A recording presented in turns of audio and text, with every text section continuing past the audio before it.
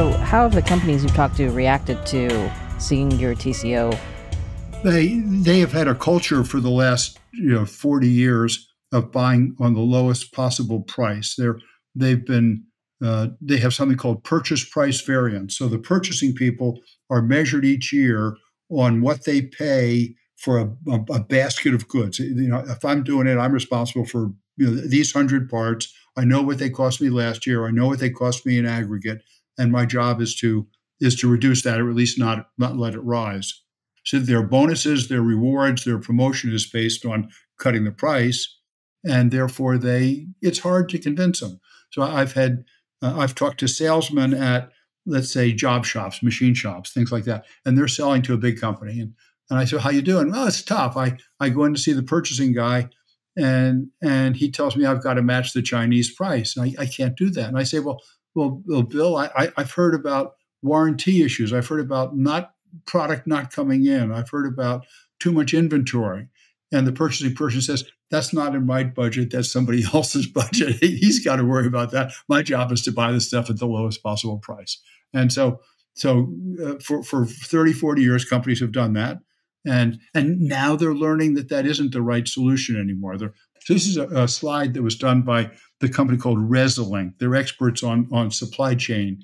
And they said, and the lady, the owner, the founder, very smart lady, she presented this, and she said that the world has gone from the left-hand part of that image to the right hand. And so in the left hand, it says companies are doing their best to save pennies on the components that they're buying. And now instead, they're making sure they have the components so they can assemble their product and ship the product and make tens of thousands of dollars of margin by shipping the product, whether it's a car or refrigerator, whatever it is. And so that mindset has changed. And as the mindset changes, then it becomes easier to convince them to do what we want them to do. So the other thing that's made a big difference recently, and I think it relates very much to your theme, the number one, based on a survey by Chief Executive Magazine, the number one factor driving reshoring today is the fear of geopolitical decoupling. It is the fear of geopolitical risk, the fear that what companies have seen happen in Russia, Ukraine, which cut us off from all kinds of products from over there.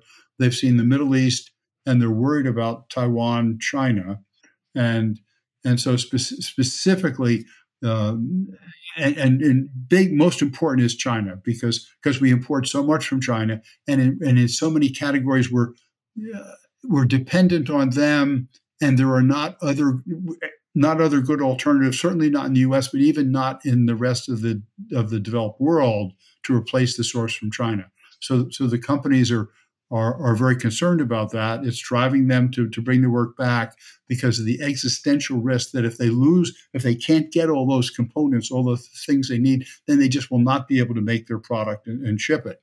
And so we came out with this map, and it shows the probability of decoupling, the probability of being cut off completely from that other country, or in some cases regions like South America or Africa. So the probability of being cut off each year. So in the U.S., we say, in Canada, it's essentially zero. It's not going to happen. In Russia, it's 100%. We're not supposed to be buying anything from Russia right now. And in China, we tried to be as sort of reasonable as we could, but based on a survey of geopoliticians, we set it at 3.5%. So the probability of decoupling with China, we say, is 3.5% per year.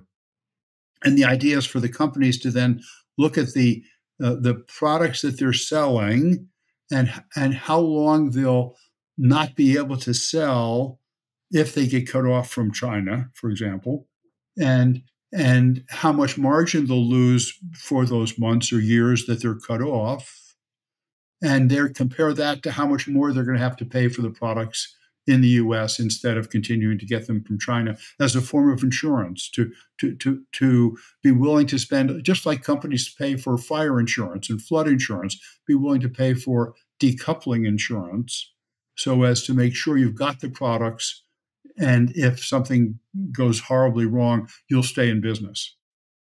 Do you see companies taking that seriously now? Oh, yes. As I said, the number one criterion the number one driving factor for reshoring right now is geopolitical risk. I've got a dozen quotes I could have put up, but I didn't pull them, of all kinds of top Wall Street figures saying that every company is now planning for the possibility of a catastrophe in over Taiwan. That companies are seeing it as a form of insurance. That they're getting out of China, and getting to a safer place. And it isn't always going to be the U.S. Some cases it's going to be Mexico, Canada, could be Germany, could be other. It could be India. India's rather popular. We do something informally, sort of called the Cracker Barrel Index, right? So, like, I remember in 2017, I was in a Cracker Barrel and I was looking at, in the shop, right? And they've got all these, like, American flag hats and t-shirts. Everything was made in China. I mean, it was like probably 90+% was made in China. This year, went into a Cracker Barrel, looked at stuff. It was less than half was made in China. A lot of the other stuff, though, it wasn't US. It was like Vietnam was huge. And there, Malaysia for some of the clothing. And it was a lot more scattered. But like, I wasn't seeing as much US stuff as I would hope for, a American flag t-shirt. Well, there's no question. And part of it's because the company the retailer who's making that decision looks at the price and not at the total cost, and that's part of it. And there's still no question but that the U.S.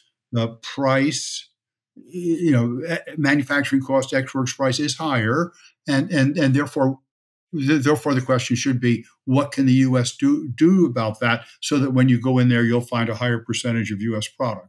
And our advocacy with the government is, the first thing is skilled workforce, that we should redirect a lot of our resources from training or from educating, sociologists, anthropologists, et cetera, many of whom go on to work at Starbucks, and instead to support, subsidize, incentivize apprenticeship programs, like in Germany, where 60% of the kids go into these apprentice programs and come out with wonderful skills that help them improve their productivity. So we need more of these people with that kind of training, both so we can increase our output. You need more people to increase output, and we want to increase output by 40%, so huge, so 5 million, 6 million people, and then to increase productivity.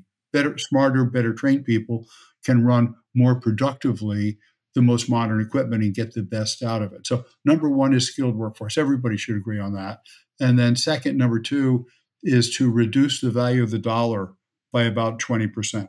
Most economists agree the dollar is overvalued by 20 to 30%, mainly due to the fact that we have the reserve currency. So companies, countries, et cetera, store their money here because we're the safe haven. And when they do that, they buy dollars. It drives up the value of the dollar, makes us, the U.S., a great place to be a bank, but not such a good place to have a factory. And we want it to be a great place to have a factory. So combination of having enough people, better trained, get the dollar down so that price difference, instead of being 30 or 40%, comes down to 10 or 15%. And then it'll be easy to convince the companies to produce more here, source more here. And then when you go to that store, you'll see more made in USA product.